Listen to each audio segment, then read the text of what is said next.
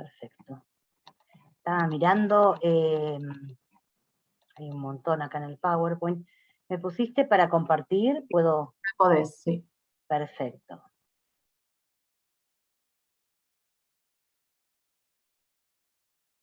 ¿Están viendo mi pantalla? Perfecto. Perfecto. Bueno, ¿cómo les va? Muy bien. ¿Cómo les fue en el examen? Me imagino que bien. Ay, qué silencio. ¿Quién sabe? ¿Quién sabe? Me están haciendo señas de quién sabe. Supongo que les fue muy bien. Eso esperamos. Muy bien.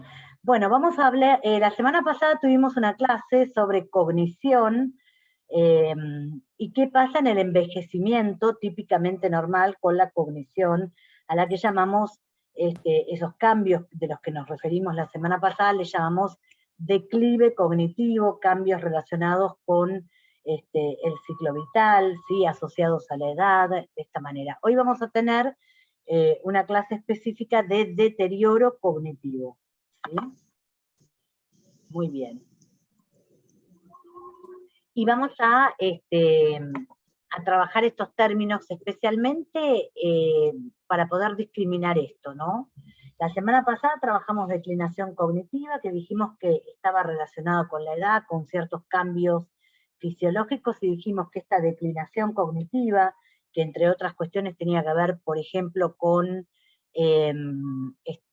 una disminución de la velocidad del procesamiento, o sea, estamos más lentos, para codificar la información que ingresa en nuestro sistema, cambios en nuestra memoria de trabajo, dificultad para inhibir las interferencias, que esto nos pasa muchísimo en el Zoom, pero son cambios que no son patológicos y que no interfieren en el diario vivir. Quiere decir que las personas pueden seguir desarrollando su actividad habitual, ¿sí?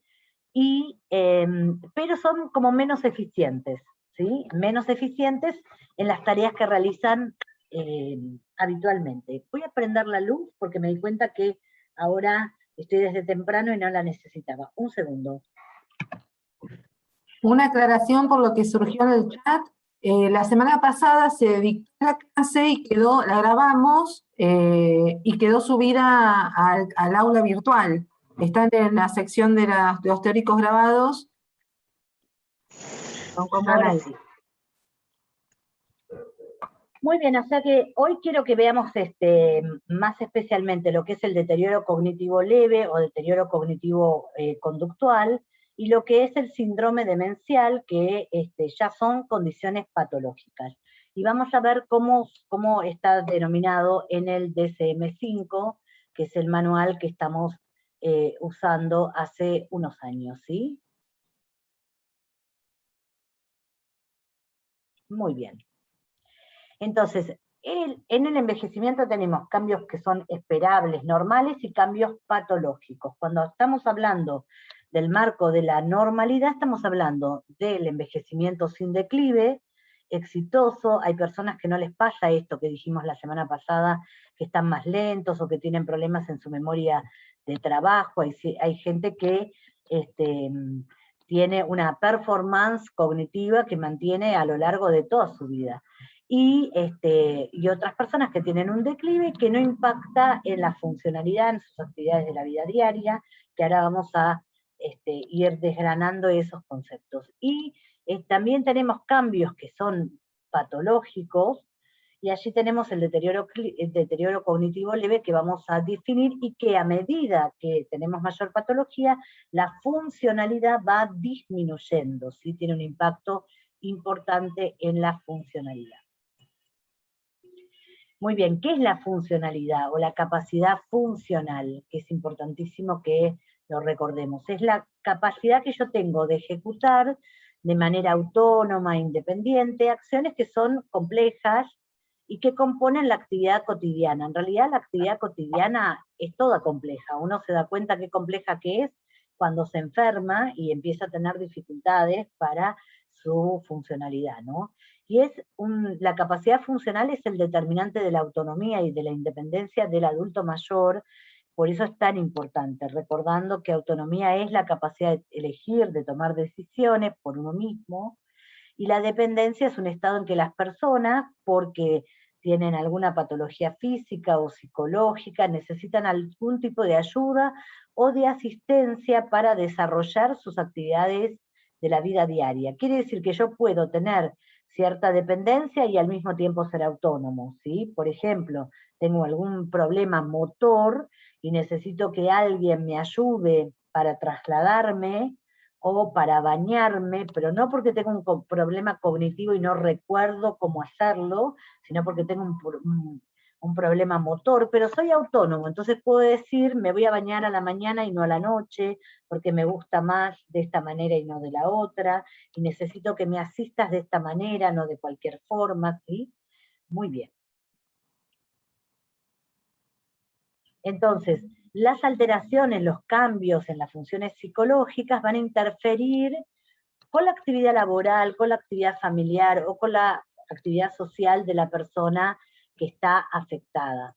¿Sí? Vayan compartiendo por el chat si quieren aclarar, hacer alguna pregunta, si hay alguna duda. ¿Sí? Muy bien. Entonces, el impacto en las actividades cotidianas puede tener un grado leve o un grado tan grave que no podemos realizar nuestras actividades a las que estamos acostumbrados, ¿sí? O incluso nuestro propio autocuidado, que esto se ve muy bien en los periodos más avanzados de la enfermedad de Alzheimer, ¿no? Entonces, de acuerdo a este impacto en la funcionalidad, en nuestras actividades de la vida cotidiana, vamos a ir a hablar de un deterioro cognitivo leve o de un deterioro, un trastorno neurocognitivo mayor o una enfermedad que es el síndrome demencial. Las actividades de la vida diaria son todas las conductas que una persona va ejecutando casi cotidianamente para vivir de manera autónoma, ¿sí? Entonces tenemos actividades básicas de la vida diaria, que esta es la abreviatura, actividades básicas de la vida diaria como alimentarnos por nosotros mismos, higienizarnos, vestirnos, ¿sí? Y esto nos provee autonomía y nos provee una independencia básica elemental, ¿sí? Trasladarnos, movilizarnos, movernos en nuestra casa, movernos en el barrio, movernos en un medio de transporte. Estas son todas actividades de la vida básica. Y las actividades instrumentales tienen que ver con adaptarnos al entorno y también mantener la independencia en el marco de la vida social y comunitaria, ¿sí? Y necesitan más cognición, más indemnidad del individuo, y están influenciadas por la experiencia previa en la tarea, ¿sí? Por ejemplo, una actividad instrumental podría ser manejar un electrodoméstico o una computadora o el celular, ¿sí? Y las actividades avanzadas de la vida diaria son complejísimas y tienen un montón de características que las tenemos en nuestra memoria implícita y en nuestra memoria eh, procedural, ¿no? Y que no nos damos cuenta de esto hasta que empieza a haber fallas por alguna patología, ¿no? Que puede estar impactando en el paciente, ¿sí? Son actividades para relacionarnos socialmente, para viajar, para hacer deportes, para trabajar, ¿sí? Que tienen que ver con los hábitos culturales, con los hábitos de vida. Toda la vida social tiene un montón de conductas que son recontra sutiles que vamos aprendiendo a lo largo de la vida y que pueden estar afectadas cuando hay una patología, como por ejemplo la demencia frontotemporal, que se caracteriza no tanto por trastornos de memoria como la enfermedad de Alzheimer, sino por trastornos de conducta, ¿sí? Muy bien. Yo voy abriendo un poquito la pantalla de vez en cuando para ir viéndolos, para ver qué serios que están y qué atentos que están, muy bien, porque la atención es la puerta de entrada de la cognición, muy bien, a los que veo, ¿no? A los que están con la cámara prendida, muy bien. Entonces, este impacto funcional, ¿por qué nos detenemos acá a hablar de esto? Porque es importantísimo para ver en qué medida, ¿no? interfiere en las actividades de la vida diaria y es esencial para el diagnóstico, sobre todo del Tampoco que síndrome vamos a escuchar con muchas ganas. Hay un micrófono que no está silenciado, hubo una interferencia, no importa. A través de la anamnesis que realizamos con el paciente y con el informante, porque cuando ya hay deterioro cognitivo, nosotros hacemos la anamnesis con el paciente, pero corroboramos cierta información con la familia y con un familiar que tenga un contacto íntimo con el paciente, que pueda dar referencias acerca de la problemática del paciente, ¿no? Y vamos viendo qué tan importante, ¿no?, es el nivel de disfunción, tanto en la vida laboral como cotidiana, para realizar el diagnóstico, ¿sí? Muy bien. Cuando hablamos de deterioro cognitivo leve, estamos hablando de un estado intermedio entre los cambios cognitivos del envejecimiento esperable y un estadio temprano de la demencia. Es una condición patológica, ¿sí? Es una condición patológica que no tiene una severidad suficiente para que diagnostiquemos un síndrome demencial, ¿sí? Y hay una ausencia evidente de compromiso, sobre todo en las actividades instrumentales. Es decir, que un paciente con deterioro cognitivo leve es una persona que puede vivir solo, que puede tener fallas cognitivas, ¿sí?, de atención, de memoria u otras, que puede ir manejando, maneja su dinero, se cocina, se administra en su salud, ¿sí? ¿Y qué pasa acá? Es una condición que ya sabemos que la persona que tiene esta condición, ¿sí?, rinde en los test de memoria un desvío estándar, ¿sí?, menos 1, 1,5, un desvío 1,5 en los test de memoria, ¿sí?, respecto de la población normal, ¿sí?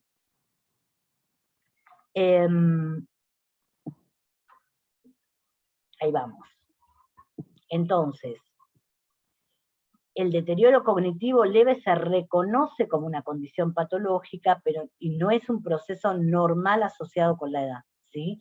Lo que tiene que ver con lo normal asociado con la edad, lo vimos en la semana pasada en la clase de declive cognitivo, ¿sí? ¿Cuáles son los diagnósticos, los criterios diagnósticos actuales que se actualizaron alrededor del año 2011?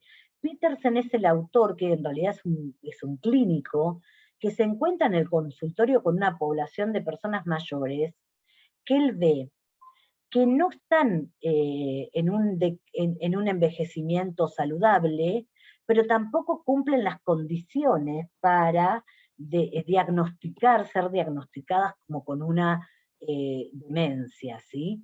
Entonces, fue utilizado hace por lo menos 20 años atrás, ¿sí? Y con Petersen y otros autores adquiere una precisión diagnóstica como estado intermedio entre envejecimiento normal y la demencia. ¿Y en qué consiste este deterioro cognitivo leve? Primero, que la persona, atenti con esto que es importante, la persona presenta preocupación por los cambios en la función cognitiva.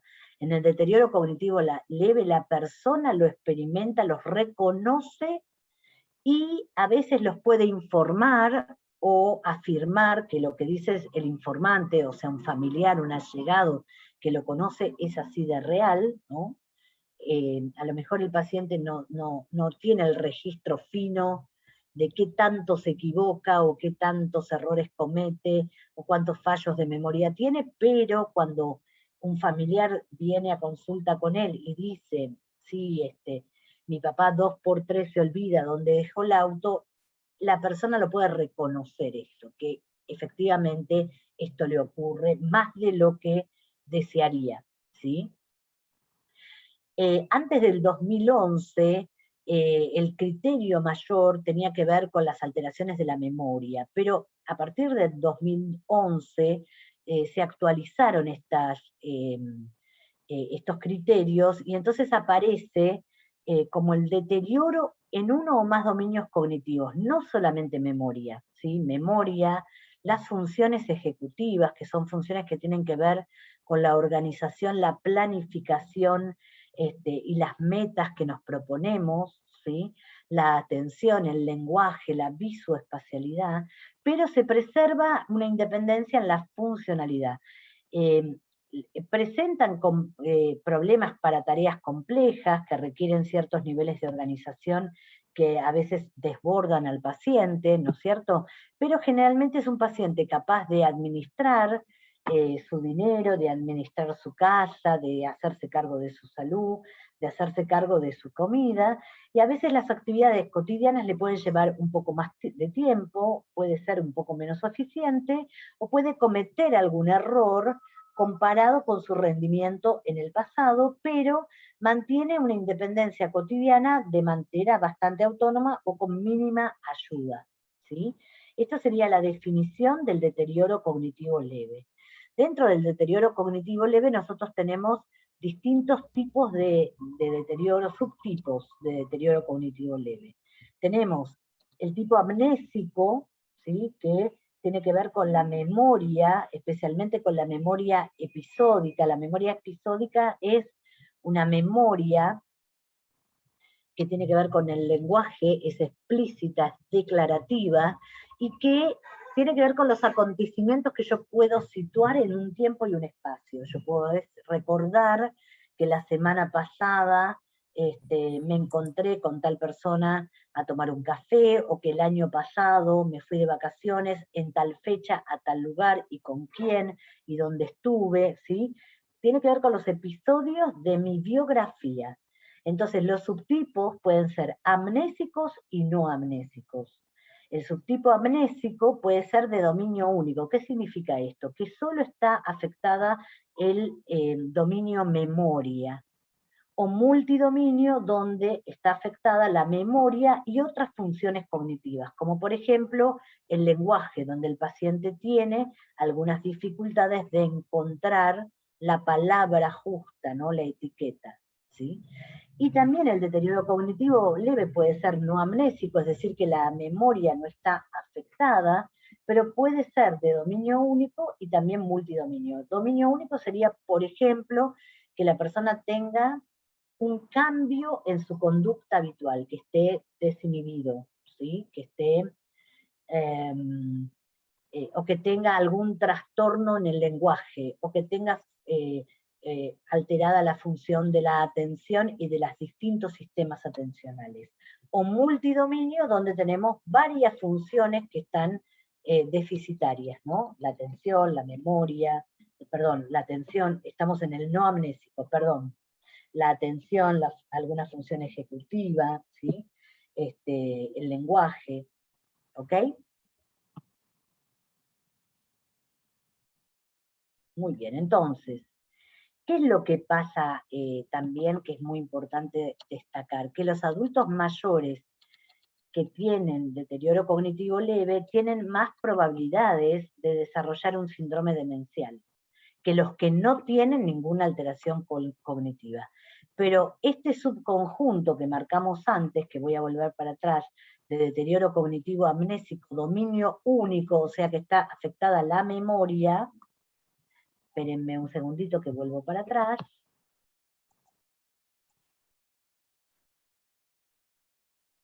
Estos, dominio amnésico, dominio único, ¿sí?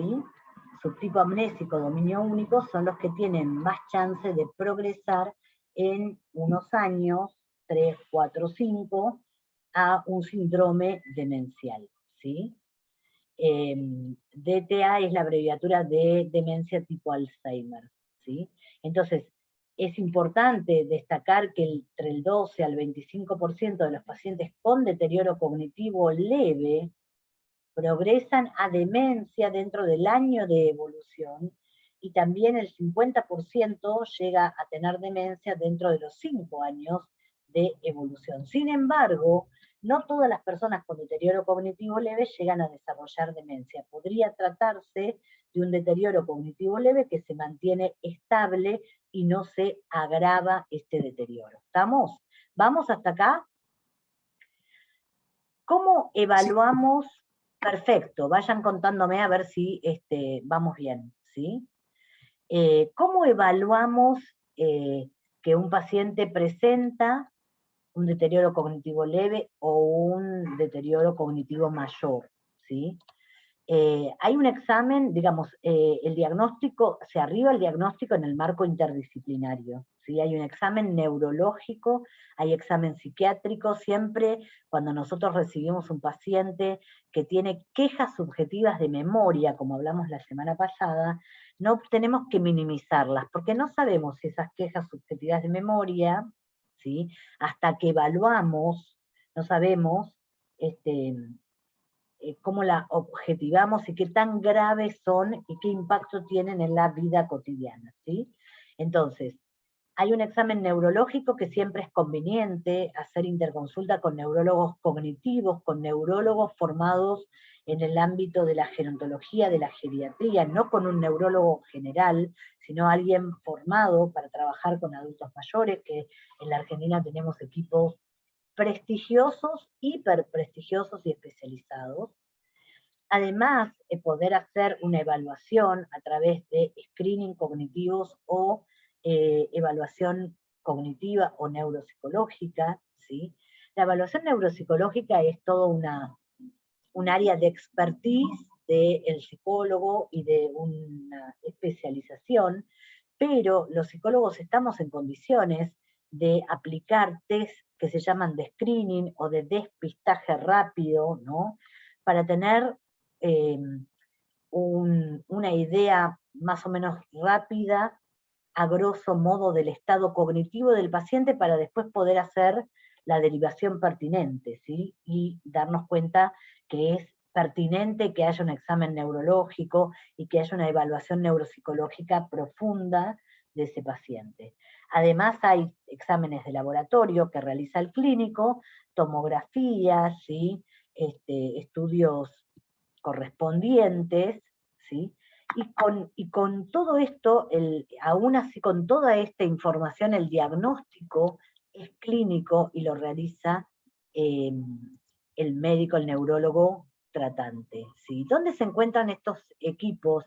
¿En qué institución? Pregunta Camila. Estos equipos que trabajan maravillosamente se encuentran en distintas instituciones privadas y públicas, ¿sí? Por ejemplo, en el Hospital Subizarreta, claro, en el hospital público, exactamente, en el Hospital Eva Perón hay un excelente equipo, en el Hospital Subizarreta hay un laboratorio de memoria que tiene muchísimos años de trabajo y que fue creado por Allegri, por el doctor Allegri. Después nosotros tenemos lugares privados como FLENI, INEVA, INECO, ¿sí? Que son instituciones de neurología cognitiva, donde se trabaja interdisciplinariamente neurólogos, psiquiatras clínicos, psicólogos y neuropsicólogos, ¿sí?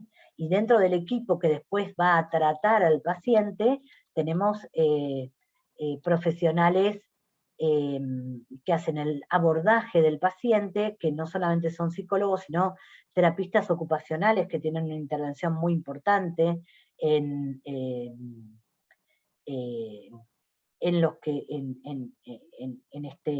este campo, y los fonoaudiólogos, por ejemplo. No, acá me están preguntando si por PAMI son los que nombré. No, pero algunas instituciones suelen tener contrato con PAMI. Yo no sé, por ejemplo, en este momento estoy pensando en el Hospital Italiano, que tenía contrato con PAMI, y entonces los pacientes de PAMI, lo que pasa es que los pacientes de PAMI no lo sabían en general, podían atenderse en la sección de neurología de adultos del Hospital Italiano, ¿sí? Ay, pero hay... Sí. Perdón, profe. También tenemos una práctica de neuropsicología y ahí tenemos casos, pero no me puedo acordar el nombre del hospital, es cerca de Plaza Las Heras. No sé si alguien la cursó también. ¿Es el Rivadavia? No, Fernández. ay, no me acuerdo. El Fernández. ¿El Fernández? Es el Fernández. Sí, es el Fernández. El Fernández también. había. Sí, En el Santillani. Las prácticas de la cátedra de la facultad son o en el Fernández o en el Ramos Mejía. Claro. Pero en el Fernández es más, más Sí. deterioro cognitivo, y en el Ramos más orientado a otra temática. Sí. En realidad un equipo de neurología cognitiva, ¿sí? O un equipo que hace el diagnóstico de estos pacientes, tiene que tener un equipo interdisciplinario.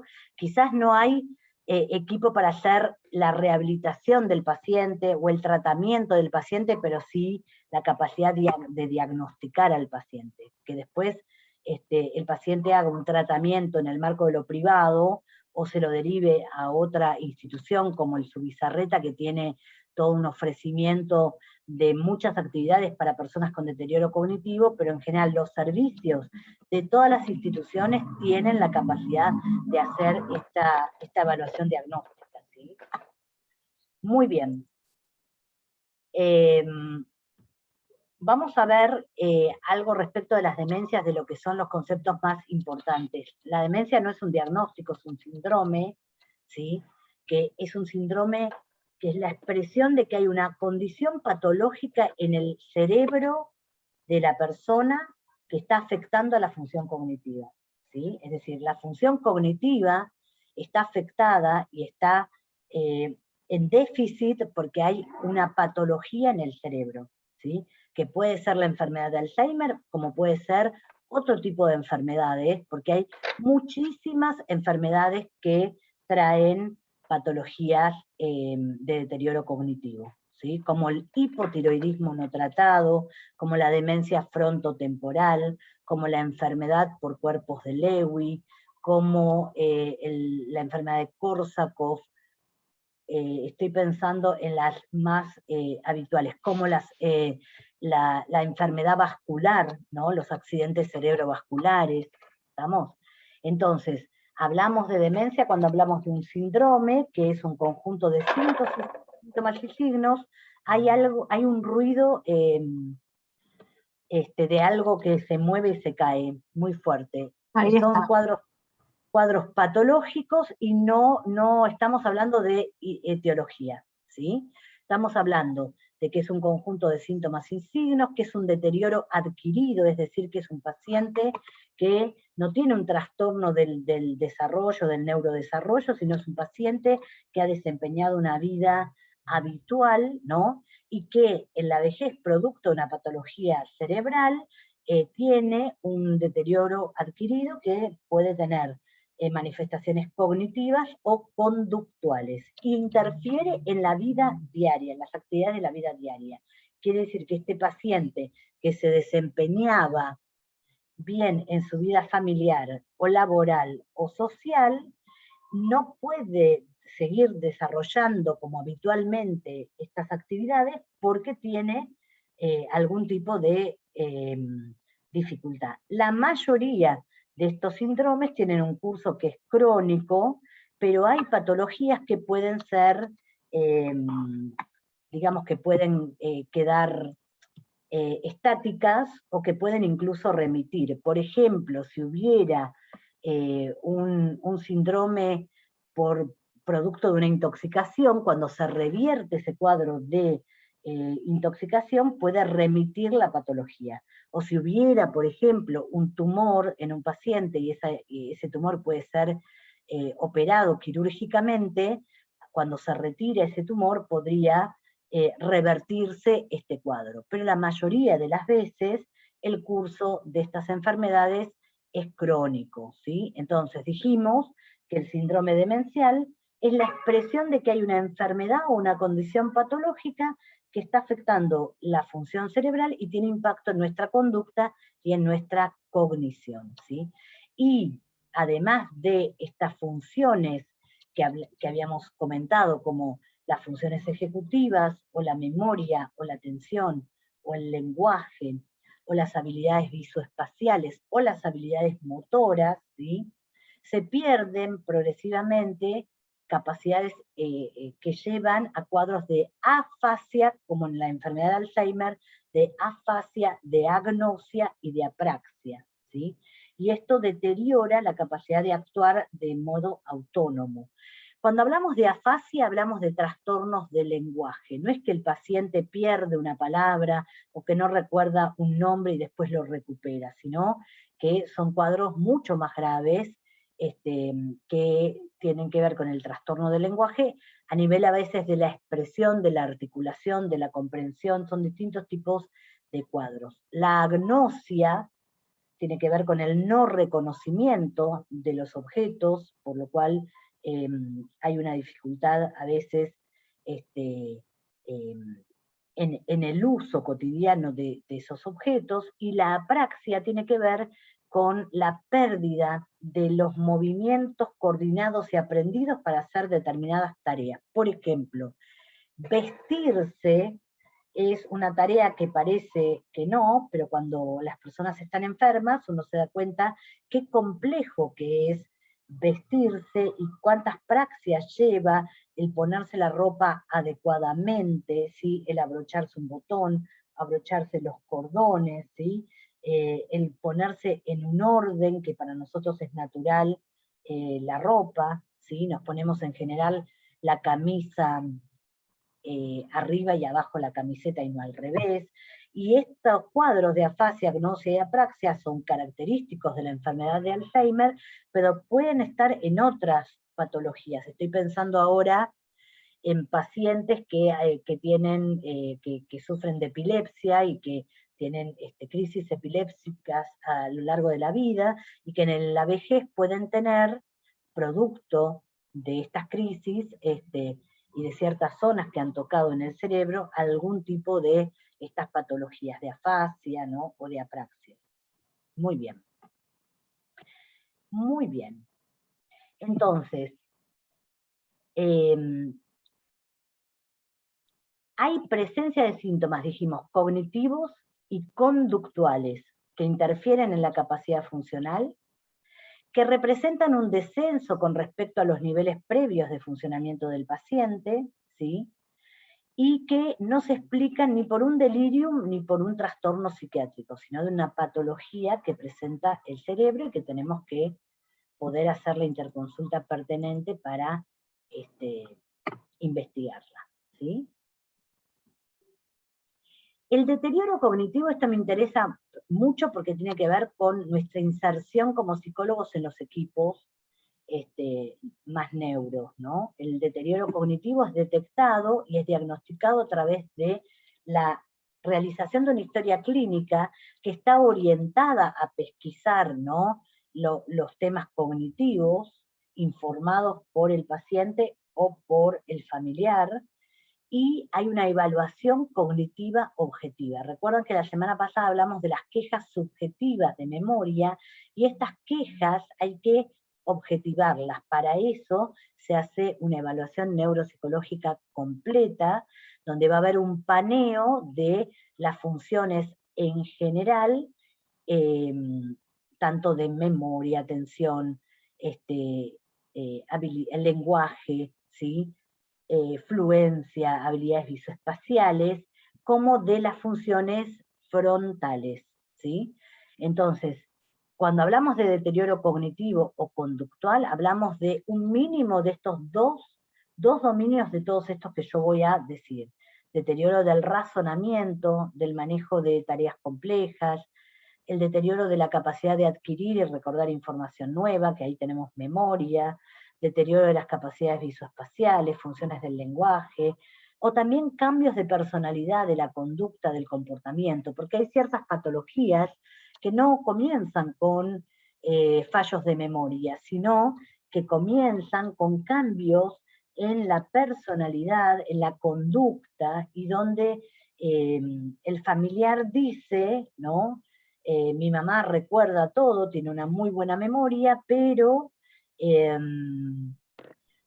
tiene conductas que no son las habituales en ella. Y a veces estas conductas son sutilezas, estos cambios, ¿sí? Por ejemplo, personas que han sido siempre coquetas, prolijas, que salen desalineadas, con la ropa manchada a la calle, o personas que han sido en su comportamiento social muy discretas y que de pronto aparecen desinhibidas, ¿no? O personas que han sido muy correctas en su comportamiento y de pronto se exponen frente a los demás y no registran que están mostrando su intimidad, ¿sí?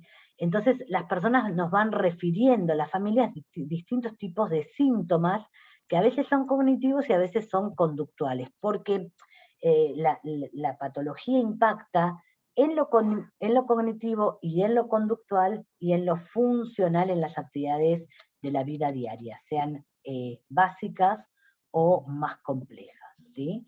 Entonces, nosotros tenemos no solamente una importancia en la etapa diagnóstica como psicólogos, ¿sí? Sino que también tenemos muchísima injerencia en todas las intervenciones terapéuticas con este tipo de pacientes.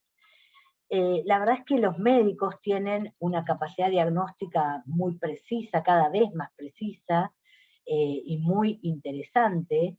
Sin embargo, cuando llega la hora de poder armar dispositivos terapéuticos para mejorar la calidad de vida con un paciente, por ejemplo, que presenta enfermedad de Alzheimer, somos los psicólogos especializados los que podemos aportar, ¿no? Intervenciones pertinentes para ese paciente, para esa familia también, ¿no? Muy bien, la demencia es preocupante porque es una de las mayores causas de discapacidad en la vejez y es causa principal de dependencia en la vejez, y es una patología que impacta en quien la padece, tanto en el orden económico, familiar y en lo psicológico, ¿sí? Y hay un cambio en la calidad de vida, no solamente del paciente, sino de la familia, que es muy importante, ¿sí? El curso, como bien comentamos, puede ser de una enfermedad, como la demencia, puede ser progresivo, puede ser un curso estático y puede ser de curso que puede remitir, ¿no? En el caso del curso progresivo estamos hablando de lo que se llaman las demencias neurodegenerativas, como la demencia frontotemporal, como la enfermedad por cuerpos de Lewy y como la enfermedad de Alzheimer, ¿sí? Muy bien, espérenme un segundito porque me quiero ir ahora a ver algo antes de avanzar, ¿sí? Un segundito, que lo tengo más atrás, pero lo vamos a, en un rapto de flexibilidad, vamos a verlo ahora porque me interesa especialmente. Muy bien, están viendo, ¿no? Esta filmina, ¿sí? El Sí, sí, sí. Perfecto. El DSM-5, cuando hablamos de deterioro cognitivo leve, la denominación es de trastorno neurocognitivo menor, y cuando hablamos de síndrome demencial, la denominación es trastorno neurocognitivo mayor, ¿sí? Entonces se modificó en este DSM-5 los criterios respecto a la versión anterior, porque el uso de la palabra demencia es una palabra que se considera estigmatizante, ¿sí? Y entonces por eso se introduce el concepto de trastorno neurocognitivo, ¿sí? En el DSM-5. Y se van a dividir en tres categorías. El delirium, o el síndrome confusional agudo, ¿sí? Que es un síndrome confusional que presentan muchísimos adultos mayores, producto de distintos tipos de patología, y que es agudo y que tiende a ceder, ¿sí? Y que en realidad pareciera, ¿no?, que el paciente presenta una demencia porque tiene un trastorno cognitivo importante, ¿no? Un trastorno de atención, de memoria, de desorientación temporoespacial, ¿no? Pero en realidad es un trastorno agudo que remite en el término de unas horas, unos días o un mes, ¿sí? Y tenemos la categoría del trastorno neurocognitivo menor y el trastorno neurocognitivo mayor, que se diferencian por la intensidad de los síntomas, y por eso que venimos charlando acerca de la función, del impacto en la funcionalidad del paciente. Entonces, en el DSM-5 van a encontrar el deterioro cognitivo leve como trastorno neurocognitivo menor, ¿sí? Y lo que se va a observar es un declive cognitivo que ellos llaman modesto, donde, como bien decía el criterio de Petersen, hay preocupación de la persona o de una persona, un familiar, que informa, ¿sí?, con respecto a un cambio en las funciones cognitivas respecto del funcionamiento previo. Y fíjense que hay un declive en el desempeño neuropsicológico. Y para diagnosticar es importante, ¿no?, que podamos hacer una evaluación neuropsicológica, ¿sí?, en el caso de que no haya un neuropsicólogo en el equipo, una evaluación clínica equivalente, ¿sí? Profe, ¿puedo hacer una pregunta antes Sí, de avanzar? sí, claro. Este trastorno neurodegenerativo, sea delirium menor mayor, ¿ya se lo considera una patología? Sí, cuando estamos hablando de trastorno neurocognitivo menor o de deterioro cognitivo leve, como cuando estamos hablando de trastorno neurocognitivo mayor o síndrome demencial, estamos en el campo de la patología. Lo que pasa es que la patología se va agravando de manera tal que el paciente, ¿sí?, en principio puede seguir sosteniendo su vida independiente a pesar de la patología y de las fallas cognitivas o conductuales que presenta, y como en general los trastornos son crónicos, se desarrollan a lo largo del tiempo, ¿sí?, se van agravando hasta que la persona necesita la ayuda de alguna persona, formal o informal, puede ser un familiar o alguien que ha contratado, para desarrollar actividades que antes realizaba sin ningún tipo de ayuda, como cocinar, o como viajar, o como higienizarse, o como usar la computadora, ¿sí? En general, cuando hay temas de memoria, se va perdiendo lo último que se adquirió, Bien. ¿sí?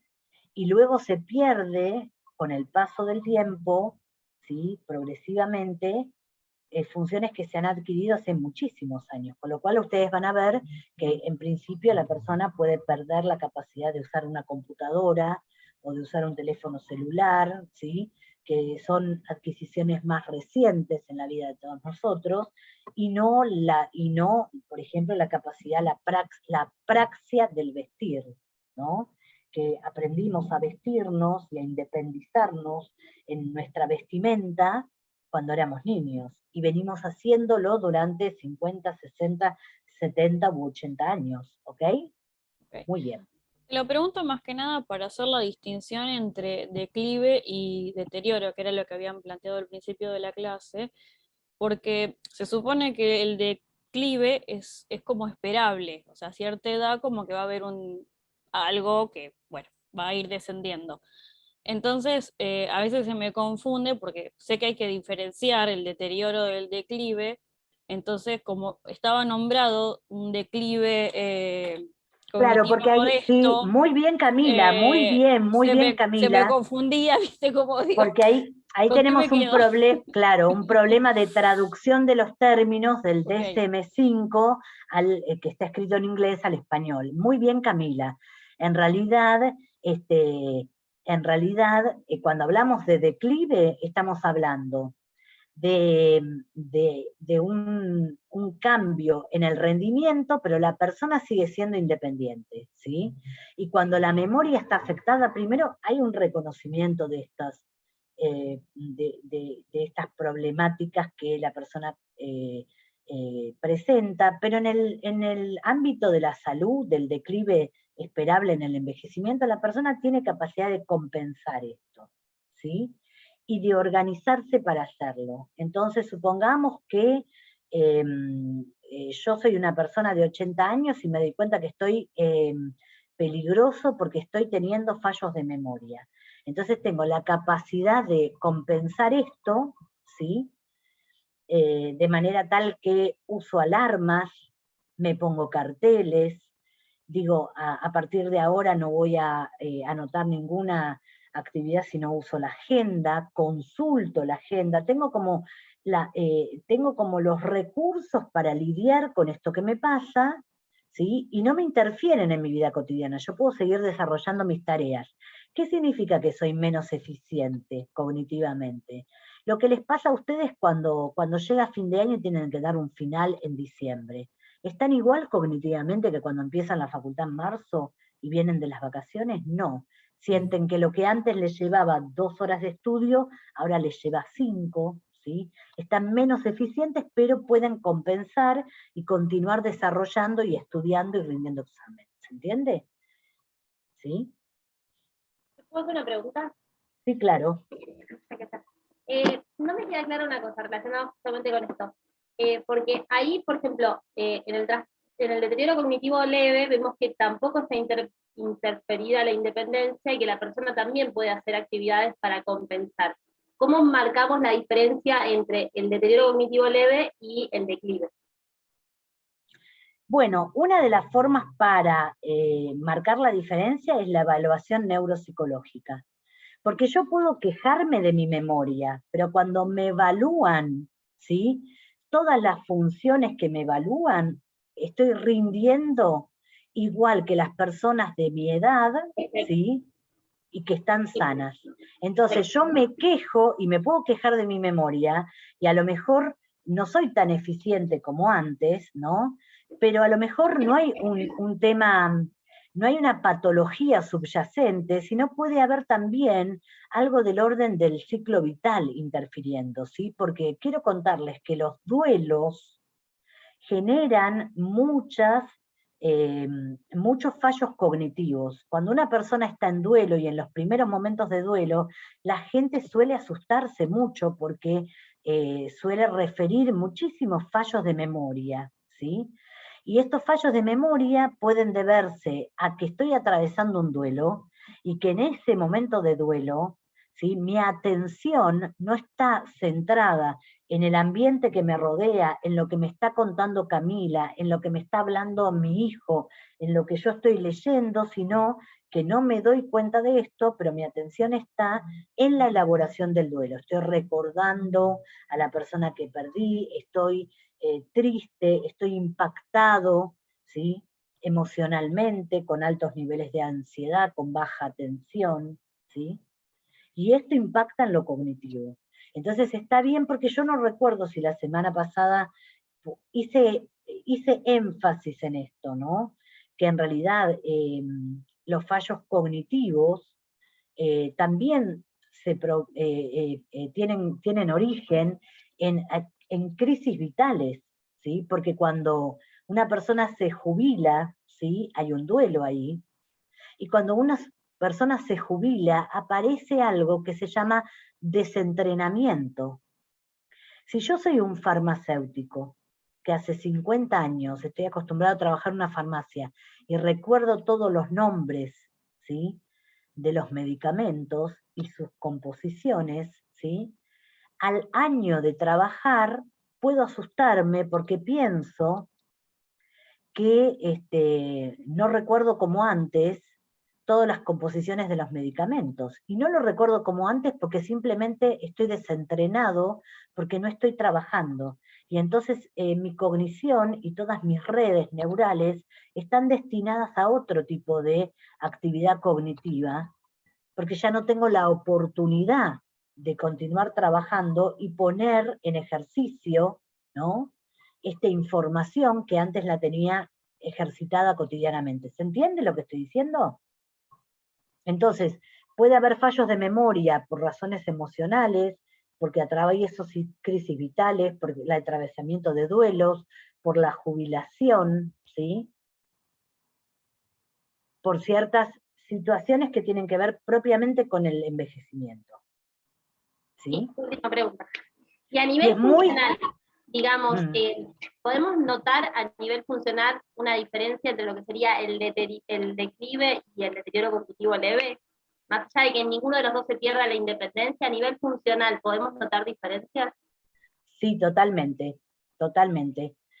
Porque la funcionalidad, si bien no está aparentemente afectada en el deterioro cognitivo leve, ¿sí? En realidad la familia informa que sí lo está, claro que sí, ¿sí? Sobre todo en sutilezas que la gente no se da cuenta, Erika. ¿Te presentaron en neuropsicología las funciones ejecutivas? Sí. Mira. María, ¿te acordás? ¿Hablaron de las funciones ejecutivas? Sí, pero fue hace un tiempo, perdón. Bueno, porque ahora rescatamos y ahora resignificamos todo lo que aprendieron en neuropsicología y lo llevamos a la clínica y a la vida cotidiana de los adultos mayores. Entonces la gente, digamos, la memoria se impone porque los fallos de memoria son cotidianos. La gente se da cuenta que fue al supermercado y se olvidó un producto, que fue a una habitación y no sabía qué iba a buscar. ¿No les pasa a ustedes esto? Estoy mirando a los alumnos. No hay que ser viejo para que te pase esto. Lucas, ¿te pasa a vos alguna vez? ¿Sí? Que abrís la heladera y no sabes qué ibas a buscar ahí adentro, que vas a la habitación y te olvidaste a qué ibas, que estabas hablando y se te colgó el sistema. A eso estamos hablando de estos fallos cognitivos que son evidentes y que asustan a las personas de edad. ¿Sí? ¿Por qué las asustan? Porque tienen miedo que esto sea progresivo y que aparezca una patología como el Alzheimer. La mayoría de las personas tienen miedo de estas patologías porque te hacen dependiente de otro. ¿Sí? ¿Ok? Ahora, cuando vos estás en el ámbito del declive y tenés algunos fallos de memoria, te podés reorganizar y bueno, y decís, bueno, no importa, me olvidé, vuelvo al supermercado, lo solucionás eso. ¿Qué significa? Que te lleva más tiempo, te lleva más recursos, tenés que volver a salir y volver a ir, porque fuiste a un lugar y te olvidé. Por ejemplo, ¿nunca les pasó que fueron a una dependencia pública donde para entrar tienen que presentar el documento? Y cuando se fueron, después de estar ahí 2 horas, se olvidaron de retirar el documento. Esto pasa en el declive cognitivo. Entonces, la persona tiene que volver al lugar 2 horas después cuando se acordó. Entonces, esto te complica en la vida cotidiana, pero no te impide seguir desarrollando tu vida cotidiana, ¿sí? Y todas las actividades a las que vos estás acostumbrado, ¿sí?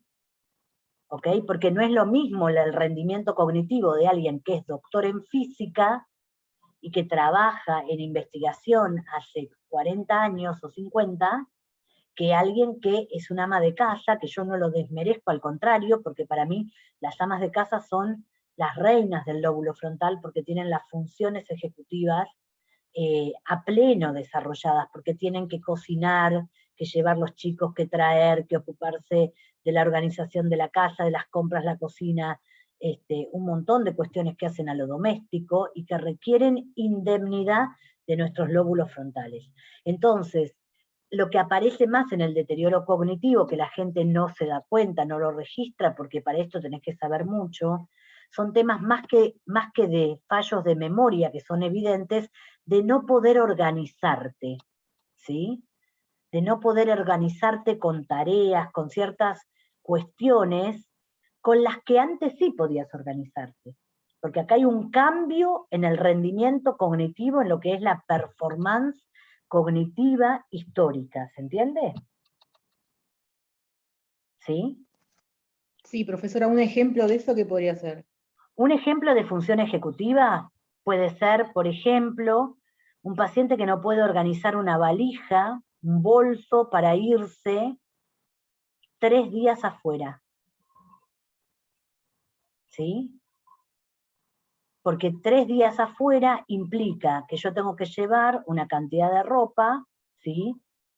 Para usar durante 3 días, y tengo que llevar ropa interior, ropa para vestirme, ropa para abrigarme, por si hace calor, por si hace frío, y calcular más o menos para no llevarme un equipaje para que, como si estuviera 2 meses en Europa, ¿no es cierto? Porque me voy 3 días a la costa, a Mar del Plata, ¿sí? Eso es pura función ejecutiva, es selección, es categorización, es organización. Estas son sutilezas, entonces la persona requiere que alguien lo ayude a armar el bolso, por ejemplo. O una cosa es que yo me pueda hacer la comida para mí, ¿sí? Y en el deterioro cognitivo yo podría hacerme una comida para mí cotidianamente. Y la haríamos muy sencilla. La mayoría de los adultos mayores pone una proteína, un churrasquito, algo en la plancha, ¿sí? O se hace un sándwich a la noche, es muy habitual. Otra cosa es que yo tenga función ejecutiva para organizar una cena, ¿sí? Para 10 personas o para 8 amigos, donde tengo que pensar cuánto dinero tengo, ¿sí? ¿Qué voy a hacer de comer? ¿Sí? ¿Qué hago de postre? ¿Qué bebidas compro? ¿Qué cocino? ¿Sí? Calcular la cantidad para que me alcance para todas las personas. Esa es función ejecutiva. La función ejecutiva no solamente me permite ordenar en la bandeja de entrada los mails, ¿sí? La función ejecutiva me permite hacer un viaje, me permite organizarme en todas las actividades que tengo diariamente, ¿sí? Me permite desplegar un montón de actividades que son cotidianas, que son importantísimas, ¿sí? ¿Ok? Por ejemplo, una paciente, ¿sí? Que invita a sus amigas a tomar el té para el Día del Amigo, pero como tiene un deterioro cognitivo leve, ese día no se acordó, porque no se orientó bien que era el Día del Amigo. Entonces vienen las amigas como habían quedado, y ella no tenía nada en la mesa para servir. No había podido anticipar, que es una gran función del lóbulo frontal, anticipar el día anterior de comprar unas masitas, unas facturas, unos sandwichitos para convidar a sus amigas, ¿sí? Las amigas no se dieron cuenta que tiene deterioro cognitivo. Pensaron que era poco gentil, ¿se entiende? Estas sutilezas son parte de la capacidad diagnóstica que tiene un profesional entrenado y formado en el tema, ¿sí? Y también estas sutilezas nos la da la evaluación neuropsicológica, ¿ok? Muy bien, muy bien. Quiero tomarme un ratito, porque tengo unos 20, 25 minutos, ¿no es cierto, Luciana? Sí, exactamente. Muy bien. Esperen que voy a dejar de compartir un minuto, ¿sí? Para irme hacia algo que tiene que ver con la intervención del profesional, ¿sí? Un segundito. ¿Hay alguna pregunta más? Es importante esto que están preguntando. Yo solo quería sacarme la duda, entonces, para una diferencia diagnóstica entre el declive cognitivo normal y el deterioro cognitivo leve, es únicamente a través de la evaluación neuropsicológica. O sea, a priori, uno solamente con el discurso del paciente o de los familiares no podría quizás darse cuenta, o sí, pero no tener la certeza. Siempre es necesaria la evaluación. Qué buena pregunta, Lucas, te agradezco muchísimo, porque en realidad es muy difícil a ojo hacer esta discriminación diagnóstica entre un deterioro cognitivo leve o un declive cognitivo. Porque, ¿sabés una cosa? Como nosotros no conocemos al paciente que nos consulta, ¿sí?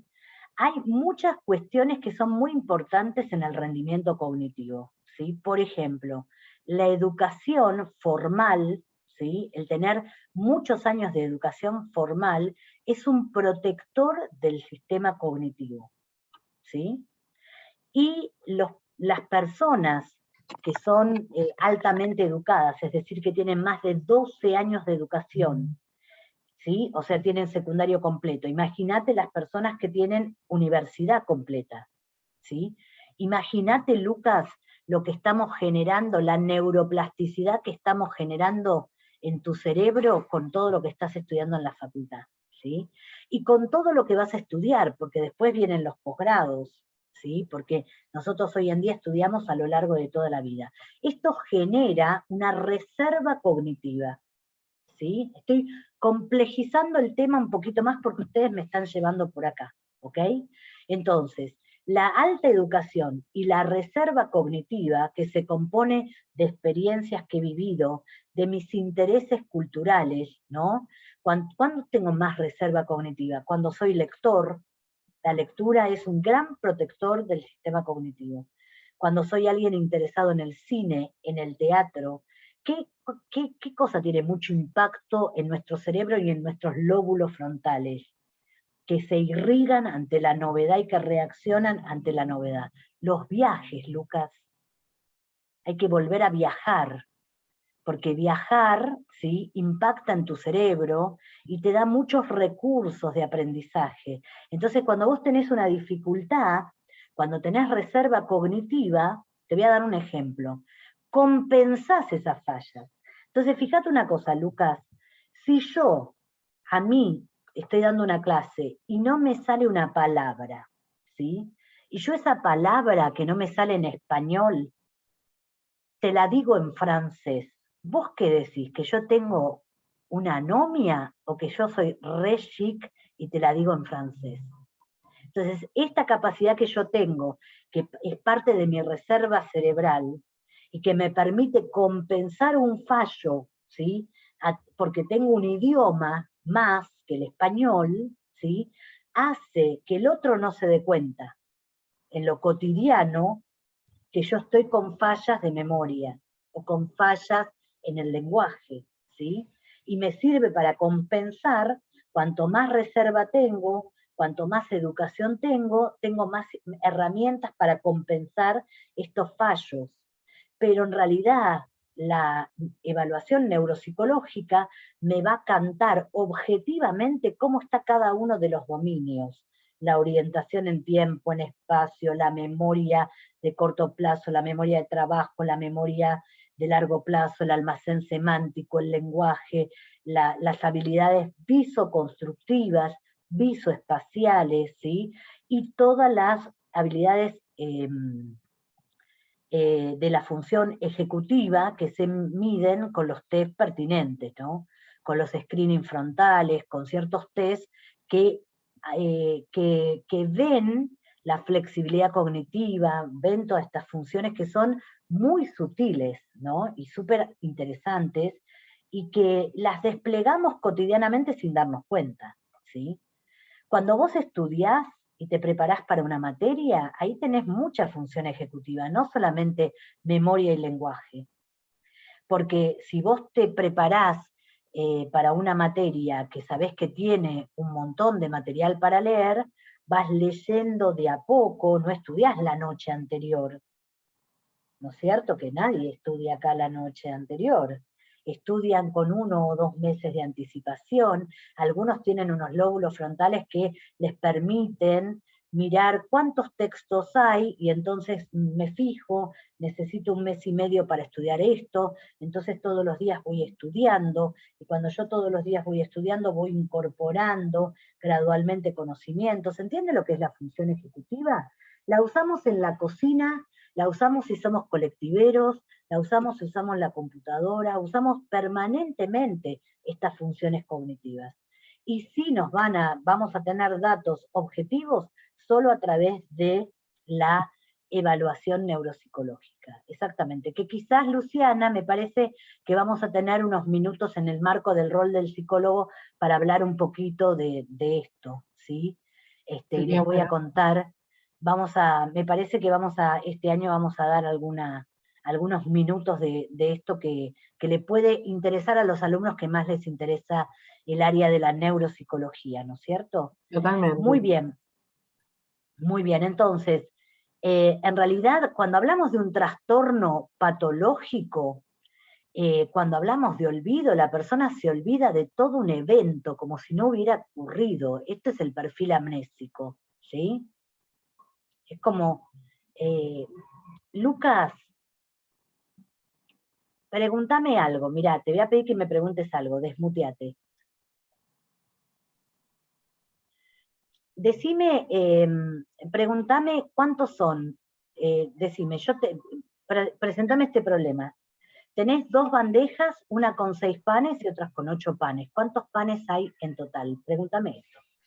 Bueno, tenés 2 bandejas, una con 6 panes, otra con 8 panes. ¿Cuántos panes tenés en total? 8 y 6, 14 panes, ¿no es cierto? Sí. Muy bien. Ahora volveme a preguntar, ¿cuántos panes había en total entre las 2 bandejas? ¿Cuántos panes había en total entre las dos bandejas? ¿De qué panes me estás hablando, Lucas? ¿Qué panes? De los que ¿Entendés te lo que es el pregunté recién, perfil? claro. No, porque yo la capacidad de hacer cuentas, el cálculo matemático lo tengo intacto, porque la cuenta la hice bien, ¿no es cierto, Lucas?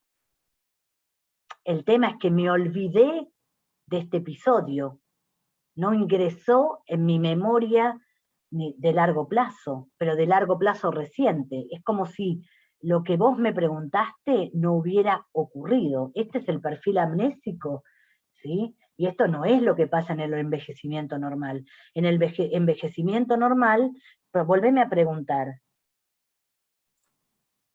¿Cuántos panes tenías en total? ¿Panes? Ay, no me acuerdo. Ayúdame un poquito. En una bandeja había 6 y en la Ah, sí, y otra... en la otra había 8, sí. ¿Entendiste que con ayuda yo recupero la información?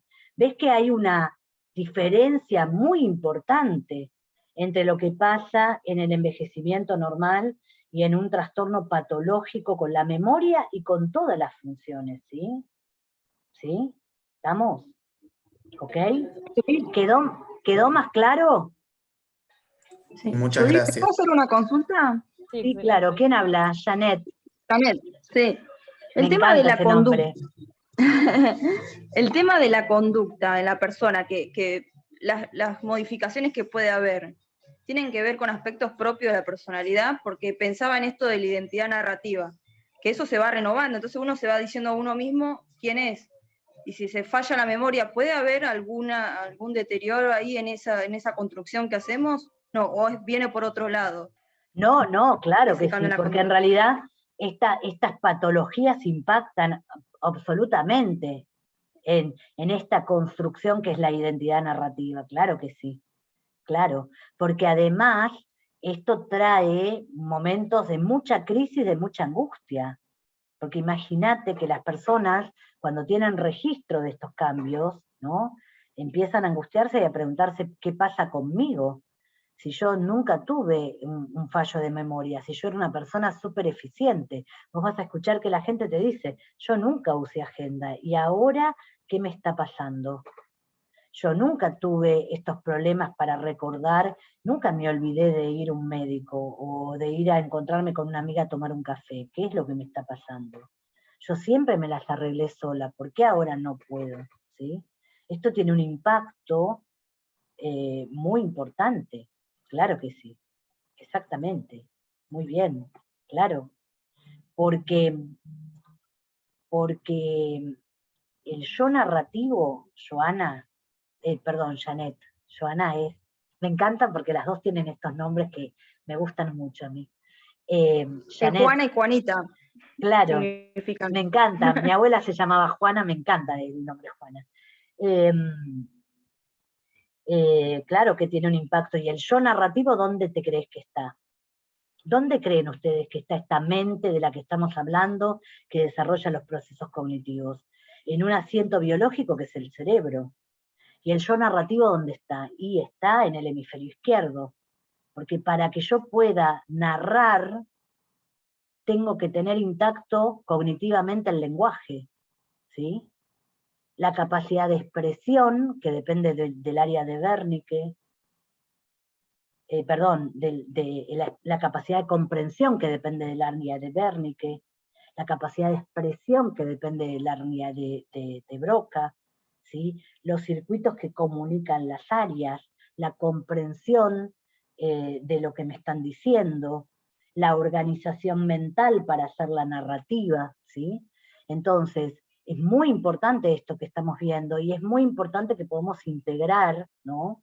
Esto que los psicólogos llamamos mente tiene el asiento, ¿sí? En el cerebro, y la mente sería como el software, ¿sí? Y el cerebro sería como el hardware. Todos tenemos un cerebro similar.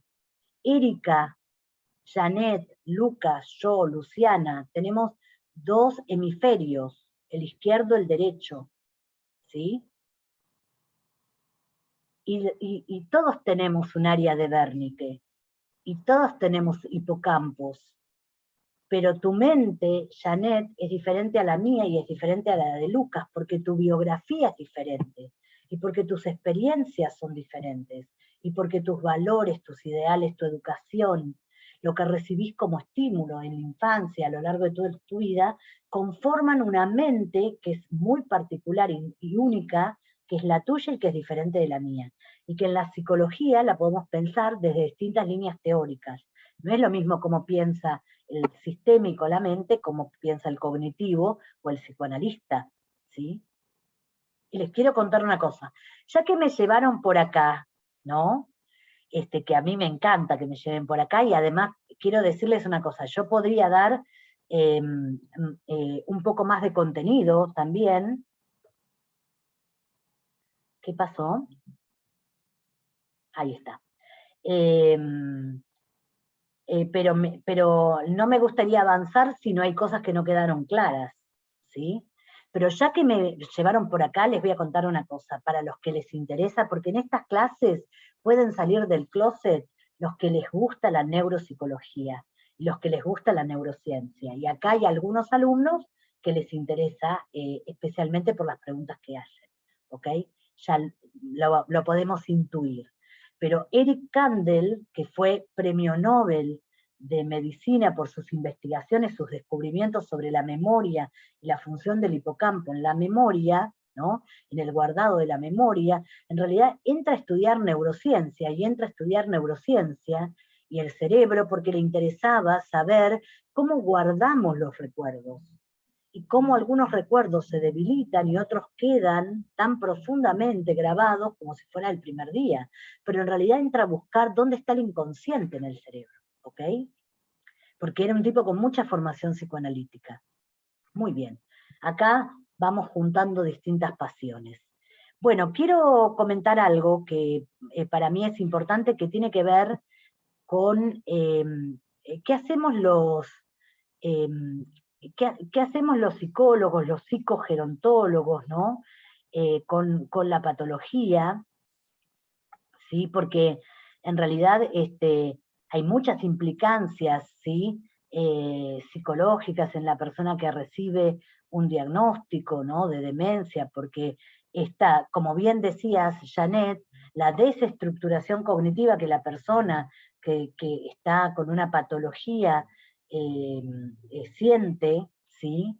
Esta falta de organización, estos fallos que lo ponen en una situación de dependencia, impacta en la identidad del paciente y genera una conmoción en la familia. Entonces, es muy importante que los psicólogos tengamos esta formación, porque muchas veces el paciente va a evaluarse a un equipo donde lo evalúan muy bien, pero el informe neuropsicológico es un informe totalmente técnico, que la persona no tiene por qué entender, y que con el impacto emocional y el miedo que significa ir a una evaluación, y al recibir una devolución de una evaluación, puede no entender lo que le están diciendo, y las implicancias que esto tiene para su vida cotidiana. Entonces nosotros como psicólogos, que estamos en el ámbito de la gerontología, colaboramos aplicando criterios diagnósticos para identificar el síndrome demencial, la patología cognitiva,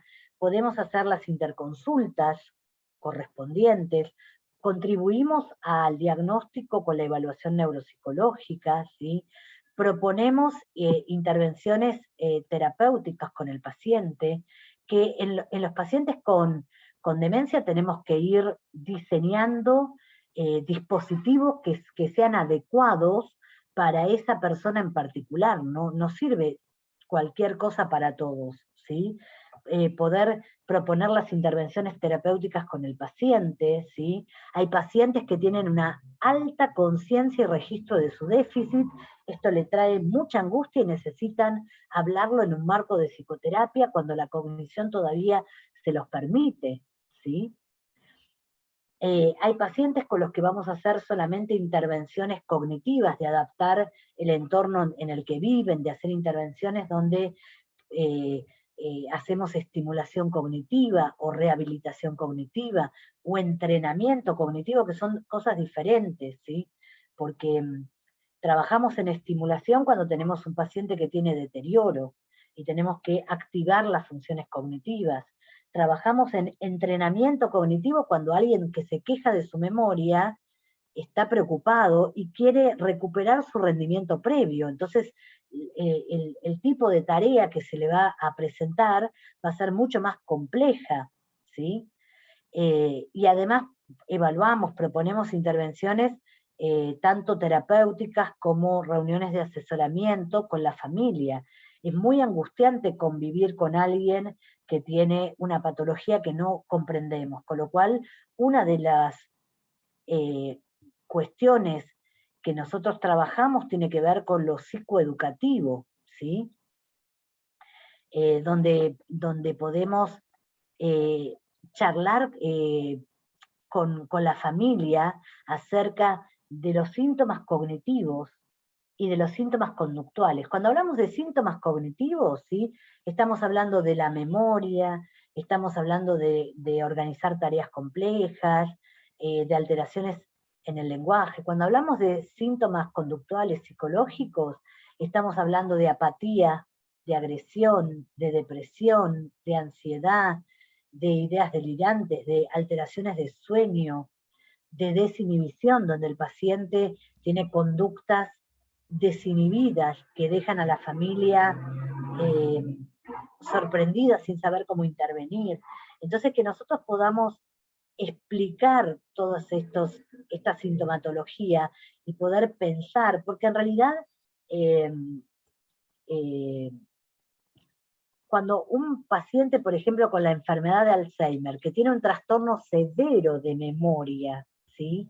Tiene una conducta de agresión, en general esto tiene un sentido, tiene que ver con que hay algo que le está pasando que no comprende. Lo voy a poner de esta manera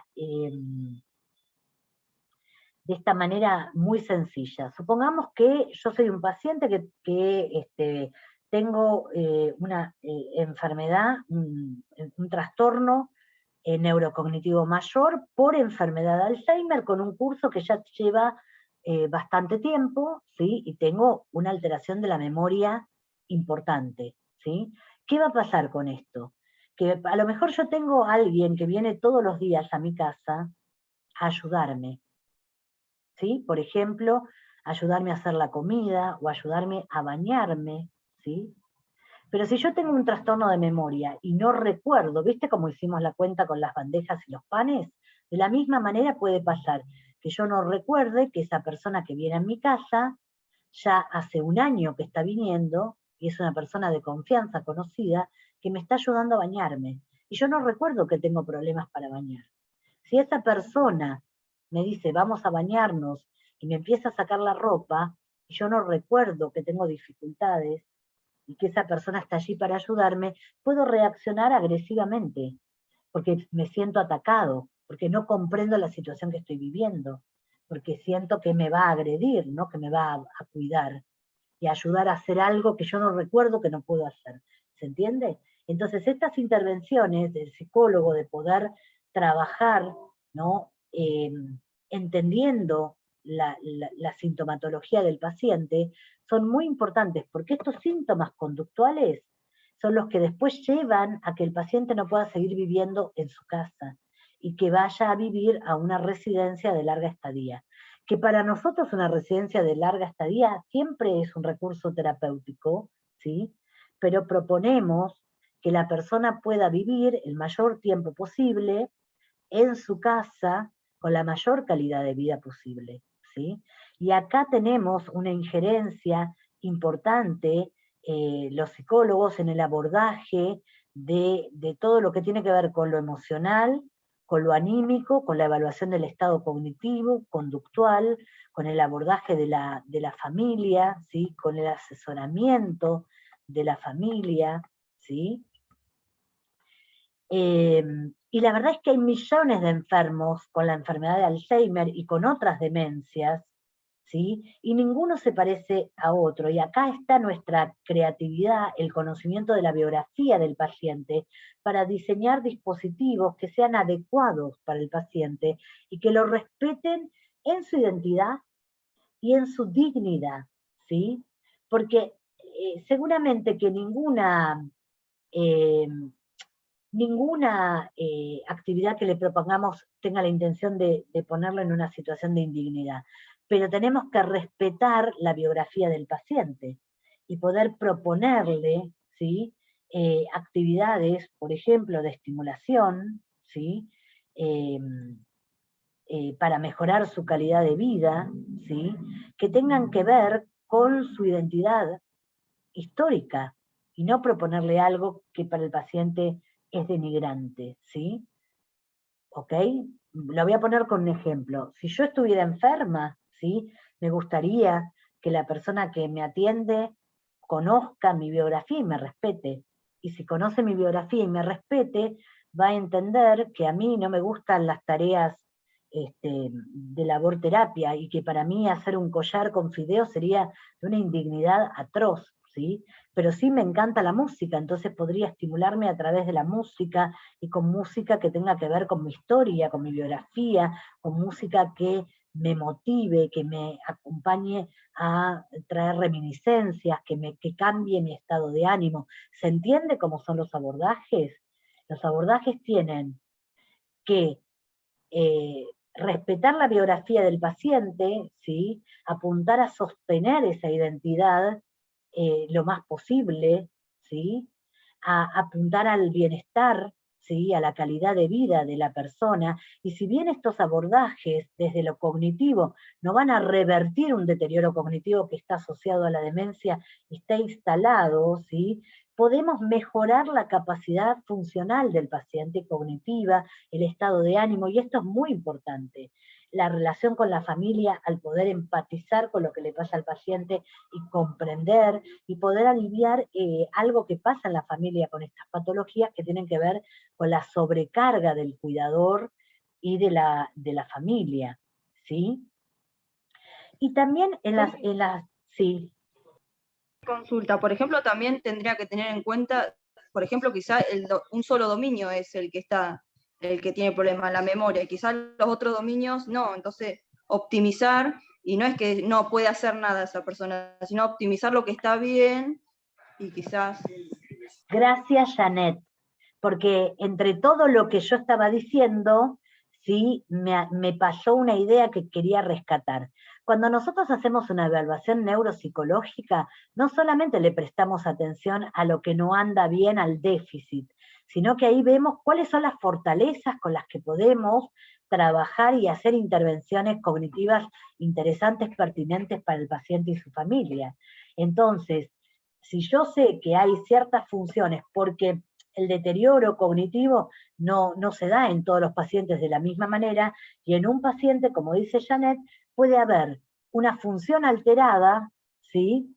Y otras funciones conservadas. Entonces yo tengo que poder estimular, rehabilitar, depende de la situación, esa función, ¿sí? Que está alterada, también apoyarme en las otras funciones conservadas para preservar autonomía y generar calidad de vida. Muy bien, Janet, excelente, muy bien, muy bien.